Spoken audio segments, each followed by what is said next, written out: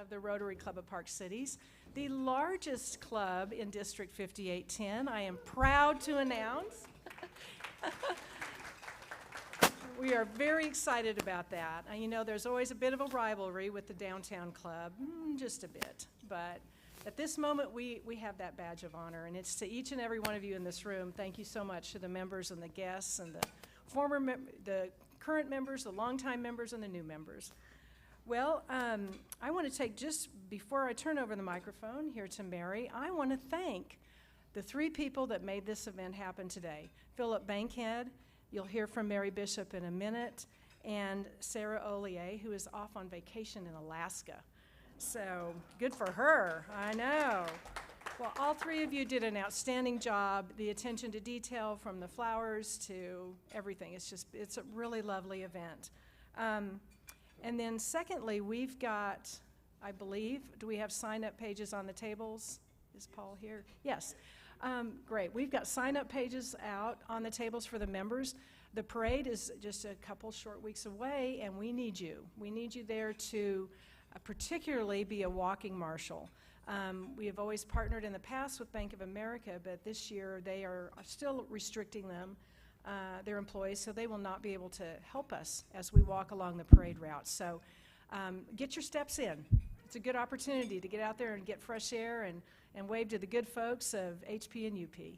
Well, with that, let's start this meeting. And if you would please stand. Thank you.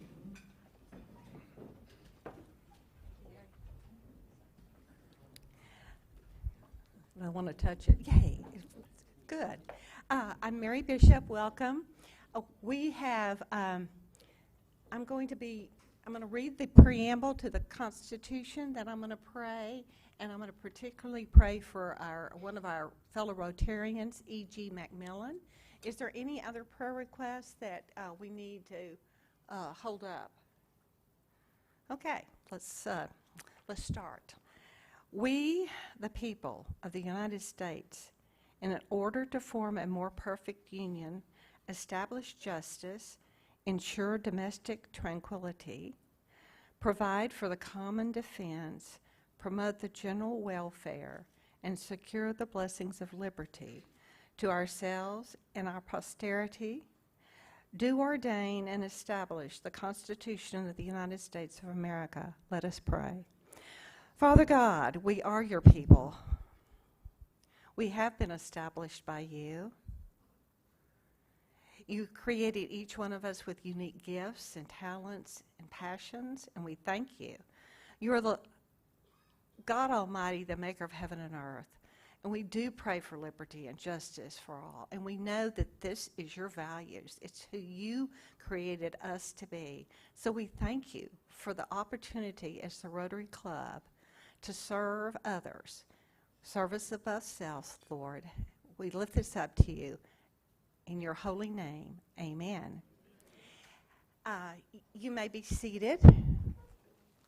We are going to have a musical presentation, and it's so exciting. I'm so excited about it. These young ladies are going to come up right now. Y'all come on up. I've watched them grow up at our church and sing. Their mother's a wonderful soprano. And so this is, come over here, Julia Rose. This is Julia Rose, and you are in college right now and studying music. Yes, and you're at? I'm at the University of Houston. Houston. And you're at the SMU? Yes, I'm a rising senior at SMU, That's also great. studying vocal performance and music ed. And she's better known as EMMIE. So I'm going to turn it over to them. Well, we're not going to sing the national anthem. Oh, I thank you so much. Standing for that? I was told to introduce them, and then I wasn't told to stand for the national anthem. Yeah, stand for the national anthem. Thank you. Minister moment. Okay. Pardon? You ready? Oh.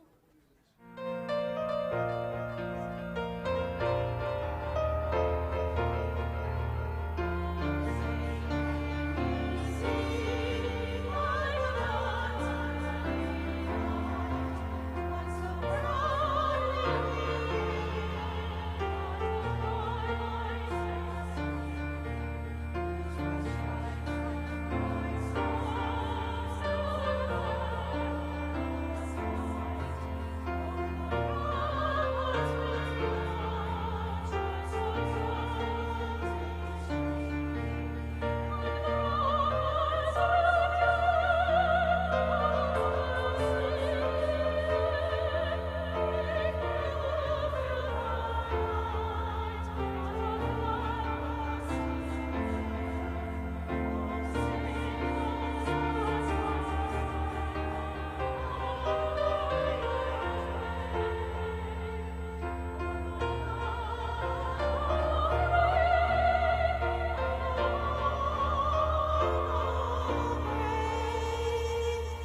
now we'll do the Pledge of Allegiance. I pledge allegiance to the flag of the United States of America and to the republic for which it stands, one nation, under God, indivisible, with liberty and justice for all. Yes. All right. Now you all know how to handle the mic.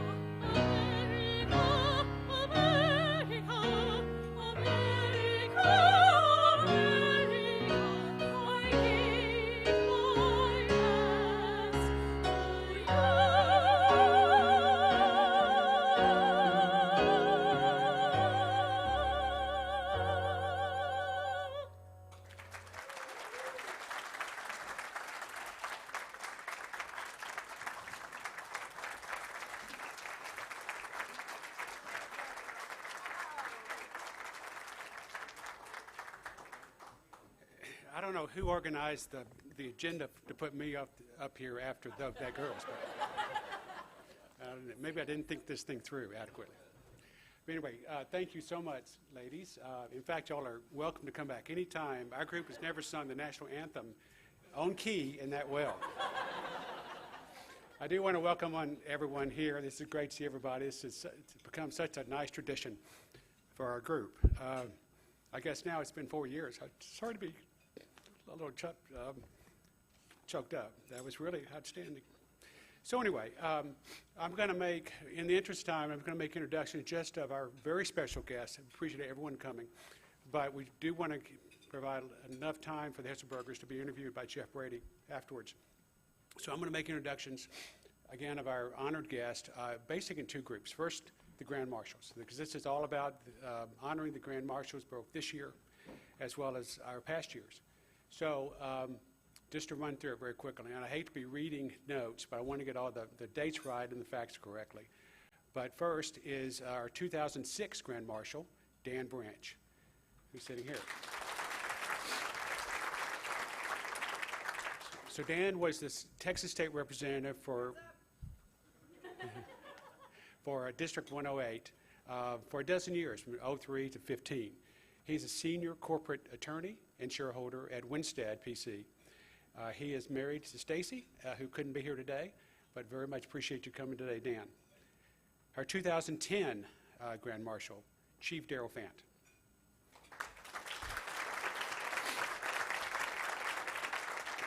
So Daryl and his wife, Mary Beth, are here today. Daryl began his years in law enforcement at Highland Park in 1975 and was promoted to chief in 1987. He retired after 32 years on the force, but he didn't stay retired for long. He shortly thereafter formed Sierra Delta, a private security and investigations company that operates throughout the U.S. Thank you, Daryl. All right, our Grand Marshal in the year 2012, Coach Randy Allen.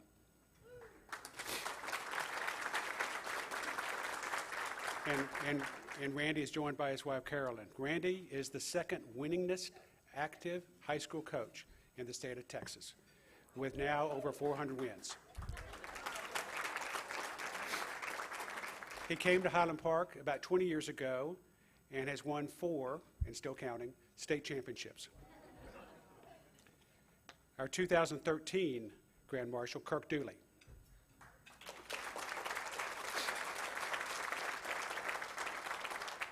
Kirk is joined by his wife, Charlotte. And I don't know why back at that time we didn't think in terms of that we could actually have co-Grand Marshals, but certainly Charlotte should have been selected at that time. First off, Kirk is the creator of the Park Cities People newspaper that he started in the late 1970s. He's the author of 7 books. He's a publisher. And he and Charlotte single-handedly ran the Park Cities 4th of July Parade for a number of years, taking on the full responsibility, I believe, after the JCs petered out and before he could find some other suckers to take it on. Thank you very much, Kirk. So, 2014, Dr. Dawson Orr. I didn't see him earlier. Is he? Okay.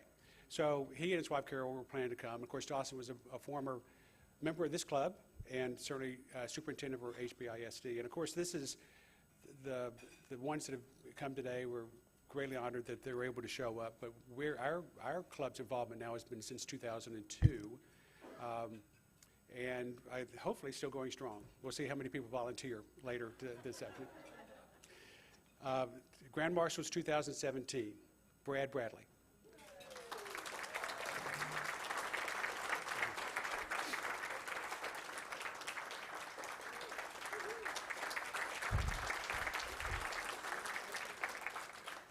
Brad and his son Jimmy, he's joined by his son Jimmy. Together they run Bradley Photography. And I bet they have photographed virtually every school organization and individual portrait at Highland Park schools for decades. They are synonymous with photography. Brad is also the go-to guy at SMU and the Cotton Bowl and and a number of professional sports along the way. So he was inducted into the Cotton Bowl Hall of Fame in 2007. Brad Bradley.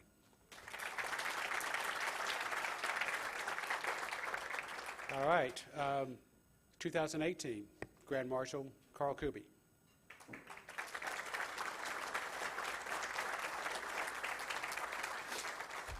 Carl is a native of Germany, and he immigrated to Texas for greater opportunities that weren't possible in his home country after World War II.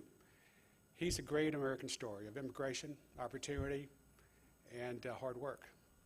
He ultimately made his way to Dallas, opened up the Kuby's House of Sausage in Center Plaza in 1961, and is still active in the business. He has been able to press his son, Carl Jr., to take over most of the responsibilities these days. And with that, Carl Jr. now has become the 14th consecutive generation of Kubys to have a meat market. Yeah. And I did say 14 generations. Incredible. And lastly, this year's, and actually last year's, which we weren't able to have the parade and probably honor, both Lori and Jim Hitzelberger. Now, if you all can stand.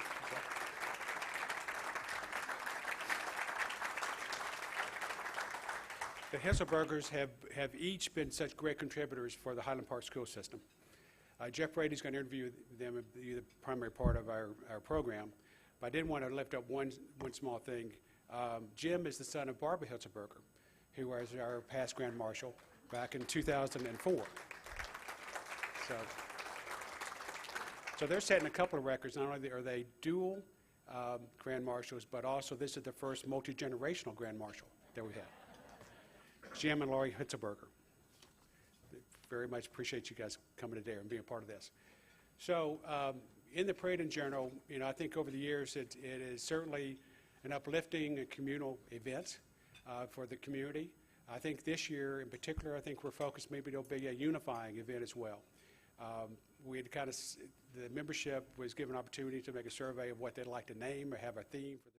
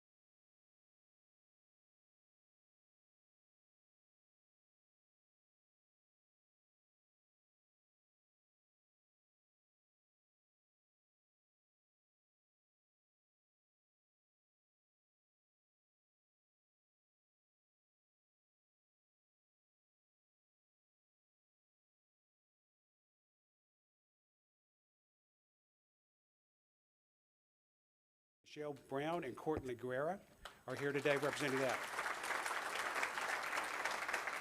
Okay. And as I mentioned, Mrs. Margot Goodwin, Mayor of Highland Park.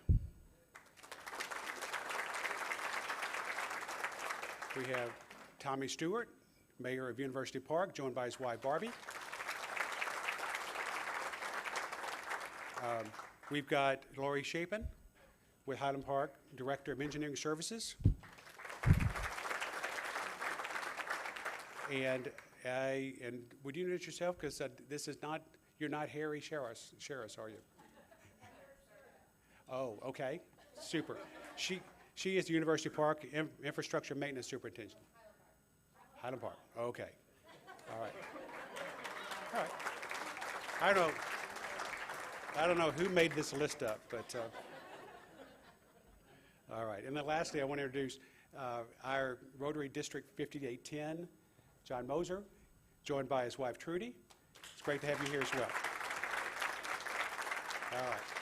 Okay, so enough introductions. Now Tiffany Richmond with ONCOR, one of our lead sponsors and supporters for the parade, is going to come up for a presentation.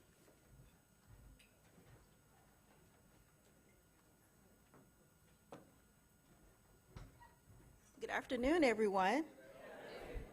let me just say, it's great to see so many smiles in the room. I didn't realize how much I missed seeing faces. So it's truly good to be here. I'm with ONCOR. I have the pleasure of being your area manager for the Park Cities. And I am here on behalf of ONCOR, this year's Patriot.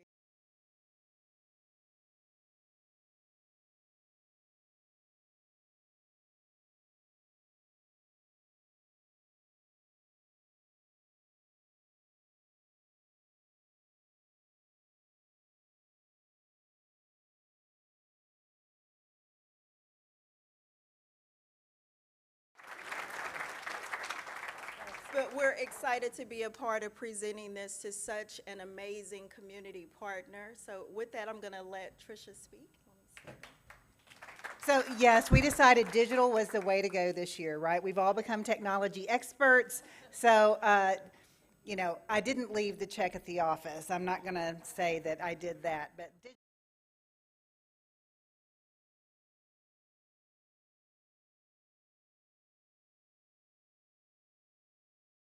and I will tell you, I've talked to a lot of Rotary clubs this year, and every time I let them know that I'm a proud member here and send greetings on your behalf. So I just want you to know that even the downtown Rotary Club I spoke to, and I said, you know, as a member of the Park Cities Rotary Club, I just thought I would let you know that I proudly wear that badge with honor. But it has been a year like no other. And, you know, we have seen needs increase in our community substantially. About 40% of those that we're currently serving have never needed charitable food assistance before. And certainly the stimulus checks and things have helped keep people out of our lines, but as those go away, we're going to continue to see those needs. And so the level that we're serving now is the level that we believe we're going to need to continue to serve in our community. As long as we have the resources, know that we are your food bank, and we will continue to serve as many people, because it's our goal that no one goes hungry. And so you are a part of that. I had Diana pull a few stats for me, and just sort of think cumulatively big. I mean, certainly thank you, ONCOR, thank you, Frost Bank, thank you, Rotary Club, for the sponsorship, ongoing sponsorship, and us being the beneficiary of the Rotary Club Parade. But overall, I want you to understand the impact that the Rotary Club has had. So through your volunteering, you've volunteered almost 1,500 hours. About 1,400 is where we're at right now, and I know we'll do some more volunteer activities this year. But with the contributions you've made since 2012, including the sponsorship of one of our mobile pantry trucks, you've helped to impact over 2 million meals in our community. So I just want you to know that you are making a significant impact and contribution here in our community to make sure that people have meals on their table that would not have meals without your support, because that's the only way we can do what we do, is with your support. And I know Philip was telling me about the QR code in the hub today, and that it's going to be on the fans for the parade. So I just want to thank you for that. Thank you for advocating, and thank you for helping to engage our community in what they can do to be able to make our community better as well. So I appreciate everything that you guys do for us, and I look forward to seeing you at the parade. Thank you so much, TRISHA. With that, please help me in welcoming Kirk Dooley, who is the 2013 Grand Marshal, who's going to talk to us a little bit about the history.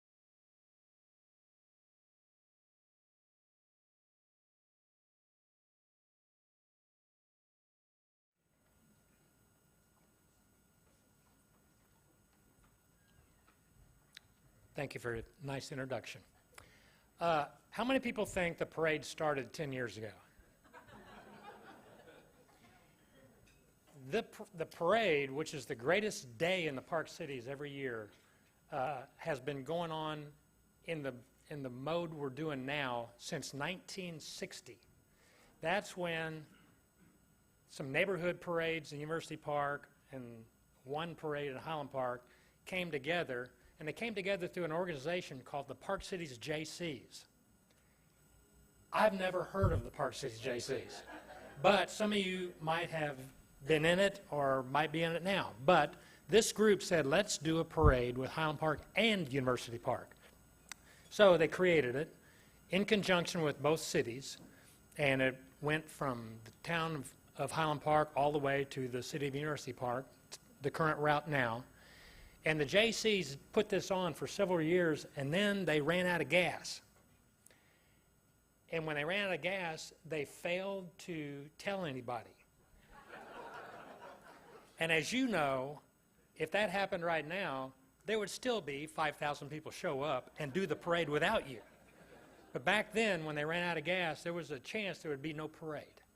So that's when a couple of volunteers, Bill and Mary Catherine Maddox, stepped up, got a permit, and as a couple, they just put the parade on. Well, that started a tradition that lasted the next 28 years. And the last couple to put on the parade were Charlotte, my wife, and I. Now, those of you who work on the parade, I want you to think about this. She's in charge of Gore Park. I'm in charge of the parade, and that's it. And, you know, if it wasn't for, you know, Daryl, Fant, and everybody else working at the cities, it would have been a very tough deal. But because the cities know what they're doing, we created it, we got it going, and then Charlotte and I were doing it in our 5th year. This is in the late 90s. We had a baby, and we had the baby in a little baby thing. What do they call it? Baby holder.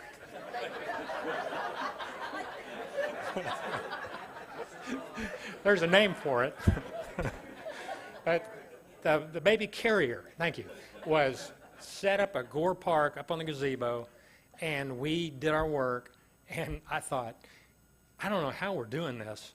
And then the thought of a second baby made us outnumbered.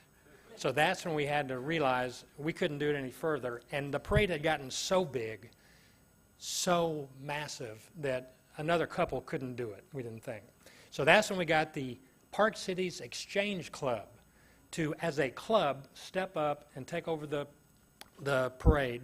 And they did, and they were great. There were 20 people in the club, and as it turns out, about 5 people worked on it and did all the work. So after about 5 years, that group said, I think we've run out of gas. And there was one guy that was in that club who also was part of this club. He said, wait a minute, I know the suckers who will take this on. You know, to quote Mr. Bankhead.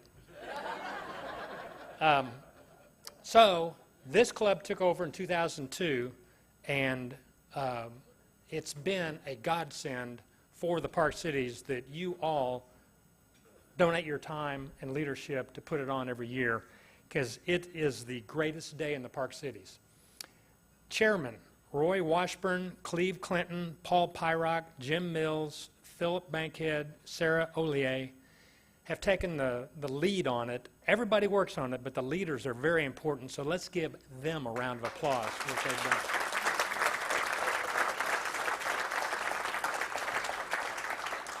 done. And Cleve is sitting right here going, I don't know what he's talking about. Well, at one point you were chair of this thing, and you did a good job. Now, in terms of the Mount Rushmore of Park Cities Parade, there are 4 people that I would put up on Mount Rushmore. Number 1 would be Ed Burnett. Over the years, Ed Burnett and his band played patriotic music on the parade route and became a legend in the Park Cities and a legend in this parade. And I think back, and I can't think of this parade without them and all they've done over the years. Second, I would do Pierce Ullman. It was his idea to build a gazebo at Gore Park to have a real parade and picnic, and that gazebo was just fantastic. And he led it. Several people did it, but he was the leader. Jim Wharton would be number 3. He is the guy that has been riding the high wheeler, and the visual of that has been synonymous with this parade. And he was always great being a part of that. And the final one would be Ellen Terry. Now, Ellen Terry is the one who came up and said, I would like to serve lemonade at the parade. And Charlotte and I said, great, but you can't charge for it. You mean give away free lemonade? I go, yes. And she goes, I want to do that. I go, and no one was giving away anything at the park, by the way. So the next year, here comes one tent with Ellen Terry Realtors on the side, and she gave out free lemonade to 5,000 people. And we're thinking, God, that's kind of an expensive thing. And then you look up and see there's 5,000 people holding a cup that says Ellen Terry. And we go, there is a genius amongst us. And if you don't think that's true, go look at the park now, where there's 20 or 30 tents with all kinds of stuff, and all of it has to be given away for free, which I think is a great part. Now, a couple of my favorite moments. One was when I was keeping the antique cars from entering the parade till their turn. There was an antique car driver who did not want to wait, so I had to actually get in front of his car and keep him from jumping out into the parade. Well, he didn't like somebody telling him to wait his time, so he kept bumping me. And finally, he bumped me and knocked me over. So I'm laying under his antique car going, God, how did I get this job? And a guy helps me up, and I get up and kind of shake myself off, and he goes, are you okay? I go, yeah, I think I'm fine. He goes, well, let me handle this. Well, the guy was Wade Bragg, who was Daryl Fant's assistant police chief at Highland Park. So he goes up to the driver and goes, why don't you pull your car right over here? So the guy pulled his little antique car over to the side, and when the parade was over, he goes, okay, you can go now. And I thought, I always wanted to be a policeman and do that. But that would have been so great. And then the other one that, I don't know why this jumps out at me, but one year we had a grand marshal who called us and said, you need to move the parade to 10 o'clock because it's scheduled at 9 and we can't get there till 10. So you need to change the time of the parade. And I said, actually, we cannot do that. And I'm thinking, why don't you go jump off a cliff? Who are you to tell us to change our parade time? But this guy was very important, and he had different parades he was trying to get in on that day, but he could do the Park Cities if we changed the time.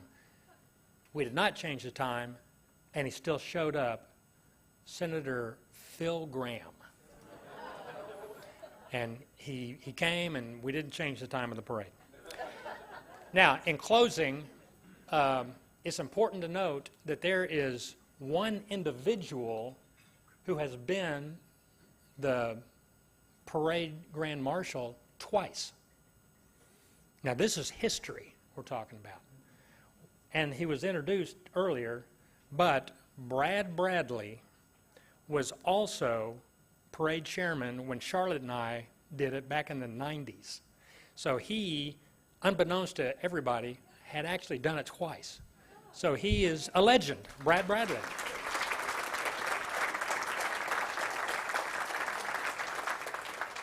And he's sitting next to Carl Kuby, who says, I love being around Brad Bradley because he makes me feel young. Which is true. Now, Jim and Lori Hitzelberger, this is their second time to do it, so this is history, even though there's kind of an asterisk.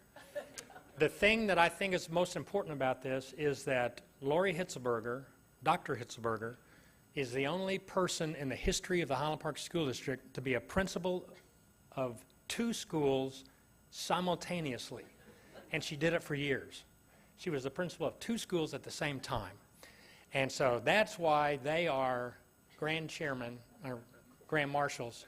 And Jim, I was trying to think of something good to say about him, and I've got a pecan ball riding on this, so I think I can find something good, and that is that he's married to Lori.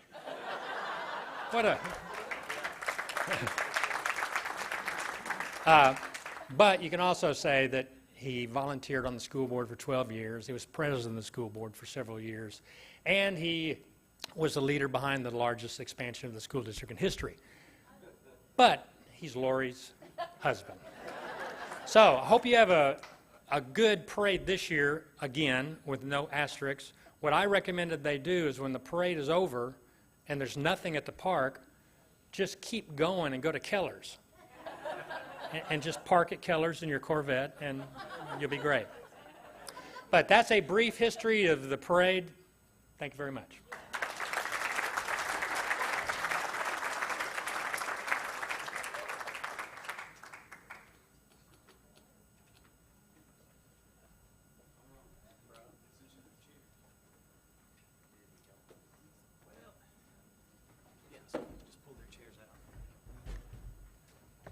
Should we drop this microphone? Yeah, I'll get you set up on that, and there's a wireless right here for them to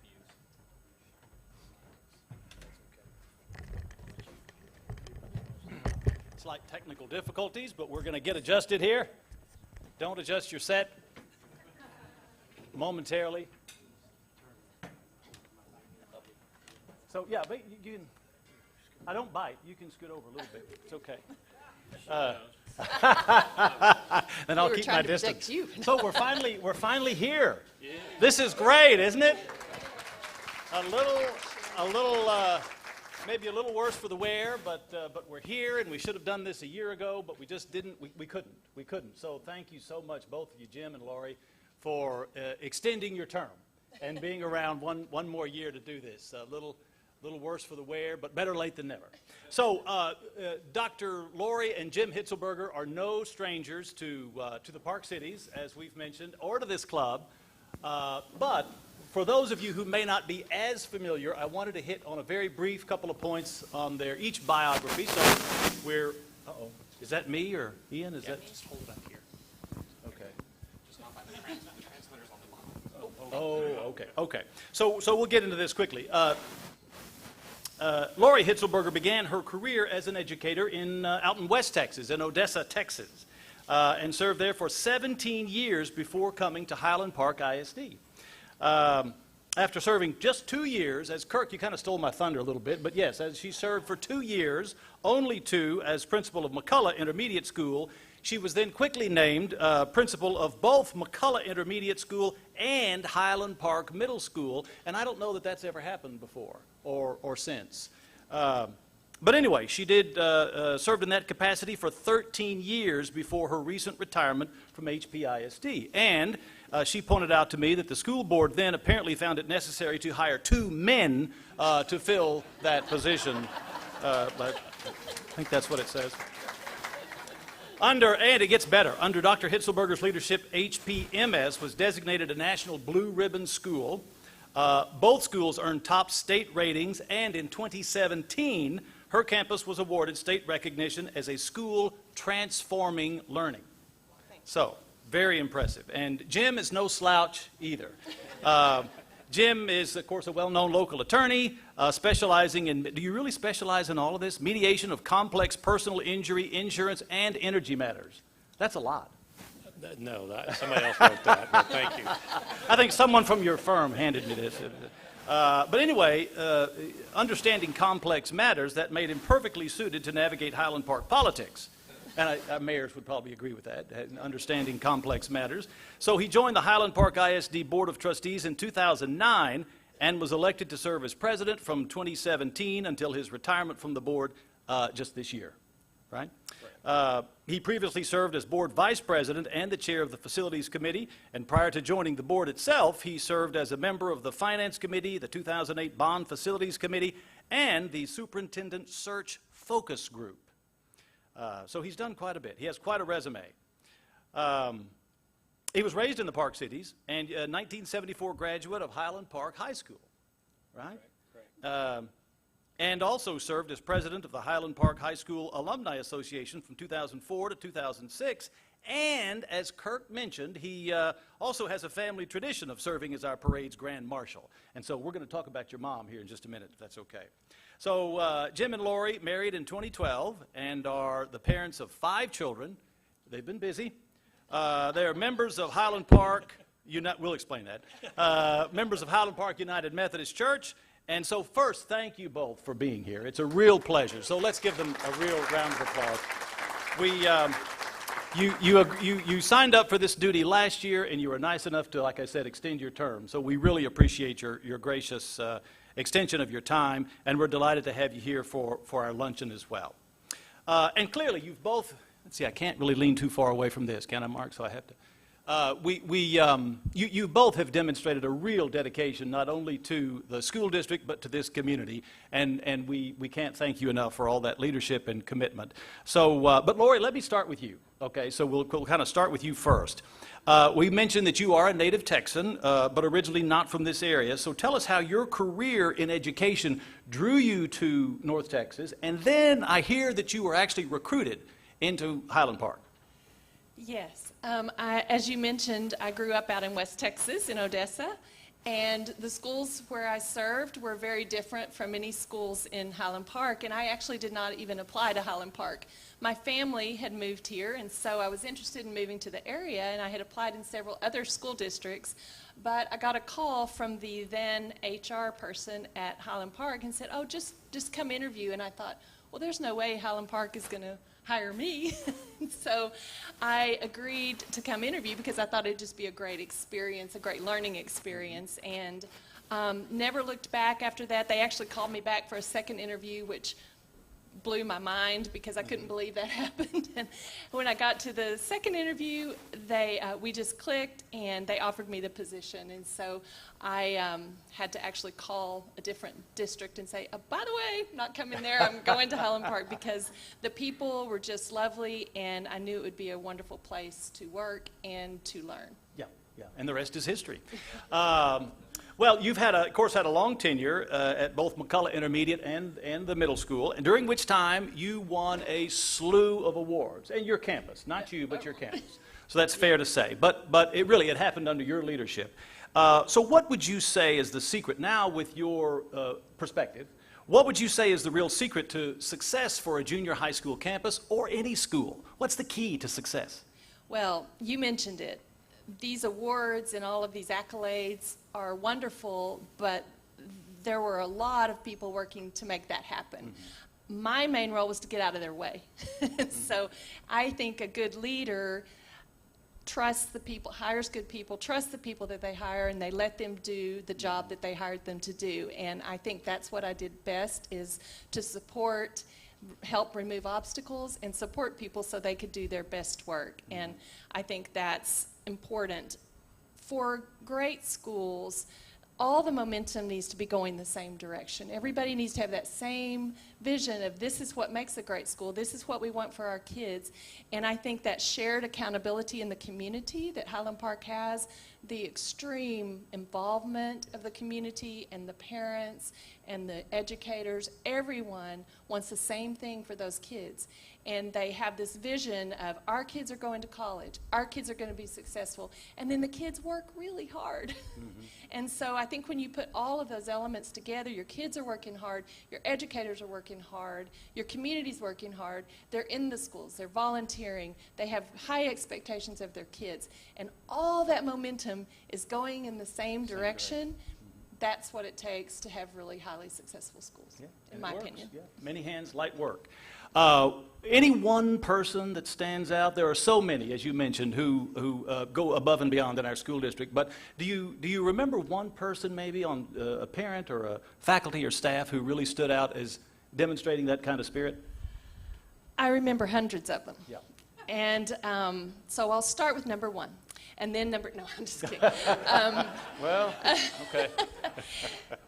There really are literally hundreds of people that stand out as being really influential and inspirational over the years, from students to all the way through to community members. I'm going to mention two. You said one, but I'm going to mention just two, because one of them is the nameless parent, and I can't even tell you who this parent was, but right when I was first hired, and, you know, I had been at schools where we really were trying hard to get parents there and to make them feel comfortable and to get them into the schools and really get that momentum going. And so when I came to Highland Park, of course, that was very different because the parents were there and they were ready to go. And when I went for my first visit, there was a parent just walking through the foyer there at the middle school, and I introduced myself and she introduced herself and she said, "Hi, welcome to our school. And in that moment, that has just always stuck with me because that shows what Highland Park is all about. She was a random parent. She wasn't a PTA president. She wasn't overly involved more than other parents. And she said, she was telling the new principal, welcome to our school. And that's what Highland Park is about. It's really the schools belong to the community. So that moment and that parent has always stood out to me. But I also have to mention Kathy Bryce, former Grand Marshal here and a former superintendent. She not only hired me and gave me the opportunity to be principal of 2 schools, 2,500 kids, grades 5 through 8, you know that age. Oh, yeah. I love it, but I know what y'all are thinking. She gave me some great opportunities, but she was a great teacher. And she was a great leader. And she had extremely high expectations of us. But she did what I mentioned before that I really think it takes.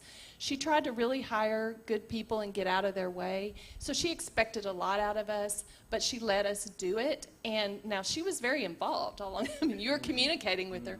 But her management style, her organizational style, her communication style was a great fit for me as a relatively new principal. And she always understood that the schools belong to the community, and we as educators were stewards of that responsibility. And she really taught me that lesson and had to remind me of it a few times. And so I really enjoyed working for her. So I would have to give her that position as my probably most influential person in the school district. All right. Good pick. What was your proudest moment? Was there one that you can think of? Hundreds. Yeah, too many. Well, I don't have that much time. Okay. I'm going to... Any educator will tell you that their proudest moments are when their kids succeed. Right, sure. And they do something that you've taught them, or they do something because you helped them along the way. And then right along with that are the teachers and the educators who, my goodness, after this past year and what they were called upon to do, there are just so many things to be proud of. But I'm going to try to take it to a personal, proud moment, okay? And ironically, it was when I retired because...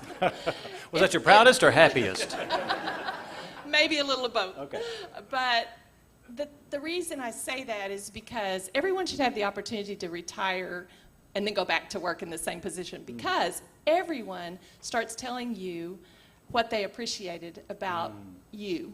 And realizing that it wasn't necessarily about the evaluations or the budget or all of those things that are important, but it was about the relationships that we built. Right. And I have bins of cards and pictures and special notes and emails from students, parents, teachers, administrators who talked about the relationship that we built and how that was really important to them. So all those days when I thought I didn't get anything on my checklist done because I talked to people all day, and I would kind of beat myself up over that at the end of the day, and then I realized when I retired that that was what mattered the most. Right. So really building those relationships, I think looking back, is what I'm really proudest of. Sure. And one last question, and then we'll kick the ball over to Jim.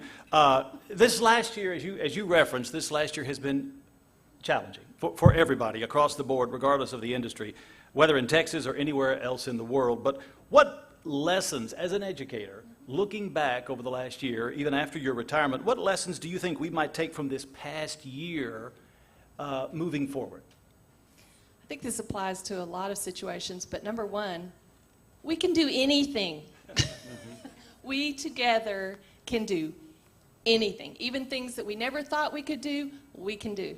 So I think that we all learn to stretch more than we thought we could, to flex more than we thought we could, and that we can really dig deep and do anything.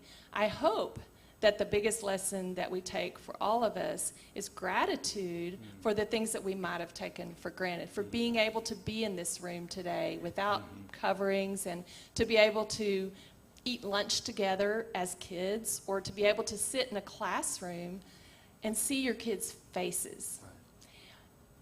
That was really hard for teachers. They met their kids with masks on, and they had to for the safety of everyone involved. And it was hard to, have that time when you couldn't really have those special intimate moments like you typically would. So I think just having gratitude, or taking with us the gratitude of all the little things that we might have taken for granted before, would be the biggest lesson to take from that. Okay, great, thank you. Thanks, Lori. Okay, Jim, we're going to move over to you now. Can I correct one thing? Please. She can go back to work, 'cause Oh. there is a precedent in our school district of retiring for a couple of days Oh. or a week and then going Oh, back. is that right? But I won't mention any Are you names. referring to anyone in particular? No. Okay, no names. Something comes No back names. to my mind. No, but I don't know who he's talking about. the precedent has been set. Okay. So. Well, Jim, as we mentioned before, you grew up here. So you're a local. You're a local guy from this neighborhood, graduated Highland Park in 1974. You don't mind me saying that, 74. correct. It's already out. Your mother, Barbara, actually served as Grand Marshal of our parade in 2004 and did a marvelous job. So tell us a little bit about what you remember about the 4th of July parade growing up here. Well, first remembrance I have of it is when we were living on Caruth. And I think I was in junior high, and I remember it would come down Thackeray, and I think it was kind of the neighborhood, you know, it was more of a, there was music, but we'd go out and it was right there. Right. But my fondest memories is my kids, you know, that every family has a place that sits. And like Kirk said, you could not have a parade, and I can tell you who's going to be there, even when there's not a parade, and where they're sitting. Right. And you didn't, yeah, I need the help, you can see. Right. But it was, what little was just that, it was a big thing, and it's gotten bigger, and it's a tradition. I mean, it's, I'm not sure whether you miss Sunday school or the parade is worse, so. It's a fine line, right? What interested you had a very challenging career, and of course were involved in many capacities, but what interested you in getting involved in politics and specifically running for the school board? Well, the school board, to me, I didn't see it as politics. I saw it as next person up kind of mentality. Okay. Up to bat. It's, you know, it's a committee that you're getting on. Now, fortunately, in my 12 years, we have 3-year terms. I had an opponent for 1 week, 1 year, one term, but I never had an opponent, which is fortunate. Dan's right over your shoulder there, Right. so I know what, you know, I never had to go through what he's gone through. Sure. And so I feel very fortunate that way. But I didn't see it as politics. I saw it as what our community does, and you just step up. That's how I grew up with my mother. My dad was, you know, a lot of people talk about my mother. My dad was, I learned just as much from him as I did her. Yeah. Well, what did you learn from your perspective on the school board, and then as president of the school board? What did you see? What perspective did you gain that taught you a lot about our district, our people, and our schools? Well, I mean, it's the community service. I mean, there's a lot of involved parents. But what I learned is we have a lot of passionate people. Yes. And they get very passionate about their particular or specific issues. Sure. But it is, you know, the great news is we've got a very involved community. The bad news is we've got a very involved community. Right. So, but it was, it's what makes our community. You know, our enter to learn, go forth to serve that's on the front of our high school. It really is. That was kind of my mentality. Like I said, I never saw it as politics, and sure. but it's 90% of our people are wonderful. All right, good. Well, what is and that you may have answered the next question, because I was going to say, what is the secret to our success, both in the past, what has been, and what would you suggest as the secret to our future continued success for the school district? Well, it's what Lori, for our school districts, it's our teachers. You know, and I wish we could do more for our teachers right now, but it's our teachers. I've always said, you know, our parents are going to be, expect the best, and that's the type of parents that live in our community. But the secret to our school district are our teachers, and it's getting the right teachers, getting the right pay. It's getting the quality people in, because you're going to have, like Lori, I've learned a lot from Lori. Having a roommate as a #1 consultant has been great, because I know what she went through out in Ector County, where you don't get parents there. Right. And hearing her stories from people talking to her of, you know, it's her watching people perceive her from Ector County to Highland Park Independent School District, well, where you've got it easy here, where you had it. And her response was always, it's not any easier here than where I was. I just have different issues. Right. And so, but what makes our district is our community, there's no question. So, What was your proudest moment? Do you remember a point or some accomplishment that you can look back on as a real milestone? well, I think the obvious is the facilities, being part of hundreds of people and having conversations with the teachers, and that's where I really focused on. And I don't, like Lori said, there's so many, I don't know that proud's the right word, because it's you, but being able to work with others, you know, to sit down with Coach Allen and talk about stadiums and talk about visions and what can we do and getting people together. But it's, I think, I don't know, it's hard to focus on yourself as being proud because you work with so many people that it takes a village. So. And this last question is really for both of you. So maybe, Jim, you can answer, and Lori, I'd love to hear from you both too. But the, as Phillip mentioned and described, you know, the topic for us for our parade this year, the theme is United We Stand. And I think there was a real meaning behind the designation and selection of that theme. This past year has been hard for the entire world, and we're certainly not immune here in the Park Cities by any stretch. The COVID pandemic, the political divide, the social unrest, there's so many issues that have taken a toll on all of us. Tell us why you think that concept of United We Stand for this parade at this point in our nation's history is so important, and what we need to remember as we recover, really, from 2020. Who wants to take that first? I'll defer. Okay. I think that when I think about United We Stand, we're really looking at joining together. And I think in order to join together, we have to listen to each other, and we have to have civil discourse. So I think that the idea of being open to learning and to really hearing other people, and then to have civil conversation about things that we both want and differences that we all have, and being able to then make a plan to move forward in a way in which everyone's involved and kind of behind that plan, is what that really means to me, whatever the issue is, whether it's the school district, whether it's political, whether it's social unrest, whether it's the pandemic. You know, we really need to look at who needs support right now, and how do we support those people so that we're all moving in a direction that we all want to go. And I hope that we can do that. I hope that we can really be open, really listen, really have good conversation, and then move forward in a way that takes us where we all want to go. That was the doctoral response. Here is the C student. Here's the C student response. I agree with her. I mean, that to me. But I think growing up in the Park Cities, you know, having gone to college in California and traveled a lot, you know, it takes sometimes getting out to come back to realize what you have, like she was talking about earlier. But it's going to take all of us together. The last 2 years, service and unity, and those two words right there to me is what it's going to take.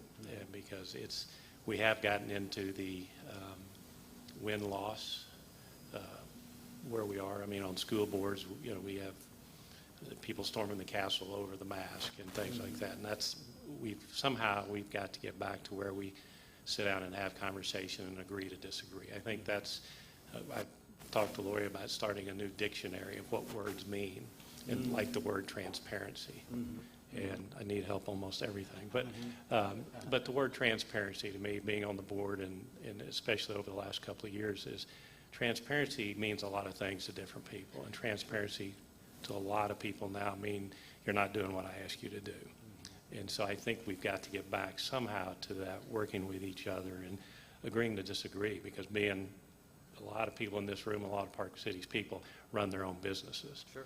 And until you have an opportunity to sit down with 7 people on a school board or in Congress or whatever it is, and you've got to get, everybody has the same equal power. You've got one vote. Right. And you can't work through differences. That's to me is where the community's got to have that attitude a little bit, is to get back to that. Right. And we'll get there. I think we will. And I think everyone would agree with you, and hopefully this parade and this event is a step in the right direction.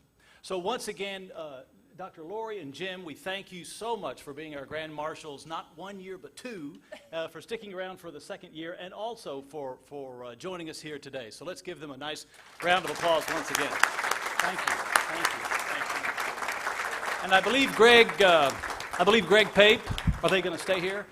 So y'all will stay here. And I think Greg Pape is coming up now, and I believe he's got a special presentation. Yes. Greg? Thank you. Thank you. Special presentation to make from the Rotary Foundation right here in Dallas. But to do justice to it, I just want to add something about Rotary. Rotary began in 1905 in Chicago, and our founder is Paul Harris. Harris died in Chicago in 1947 at the age of 78. We're a global organization, service organization, 1.2 million members plus, over 35,000 Rotary clubs, and right here in Dallas we have approximately 61 Rotary clubs with over 2,000 members, looking towards our leadership from our District Governor John Mosier. Upon news of Paul Harris's death, Rotary created the Paul Harris Memorial Fund to commemorate the late founder of Rotary. In the ensuing 18 months, the Rotary Foundation received $1.3 million, which helped support the Foundation's first program, Scholarships for Graduate Study Abroad. Soon after 1957, the Paul Harris Fellow recognition begins. The Paul Harris Fellow program recognizes and acknowledges individuals who contribute or who have contributions made in their name of $1,000 to the Rotary Foundation of Rotary International. Rotarians often designate a Paul Harris Fellow as a tribute to a person whose life demonstrates a shared purpose with the objectives of the Rotary Foundation. This form of recognition, again, which was established in the late 50s, and since then Rotary clubs throughout the world have responded by making donations, and for some notable persons, like President Warren Harding, Dr. Charles Mayo, James Penny, astronaut James Lovell, Jonas Salk, who discovered and developed one of the first successful polio vaccines, President John Kennedy, Winston Churchill, Walt Disney, Pope Francis, Mother Teresa, and Sam Walton, to mention a few.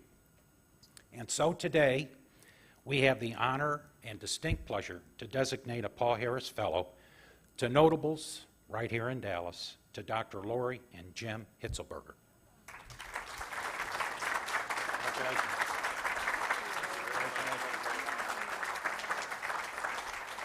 Certificate, if you want to open that up. And with it, we have a Paul Harris pin that you can wear on your lapel. Thank you very much. Thank you. Appreciate having you. Thank you.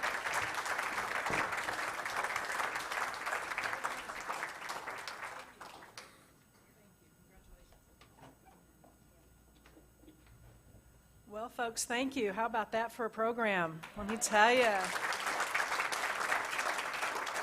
Makes you proud. Jeff, wonderful job. Thank you so much. I just have a couple quick announcements. I know we're a few minutes over, and we try to stick to our 1 o'clock. Just a reminder, you please take the newsletter, the hub, with you. It has the QR code on it. Just point your phone at it, and it'll take you directly to the North Texas Food Bank giving page. So encourage you to do that. Grand Marshals in the room.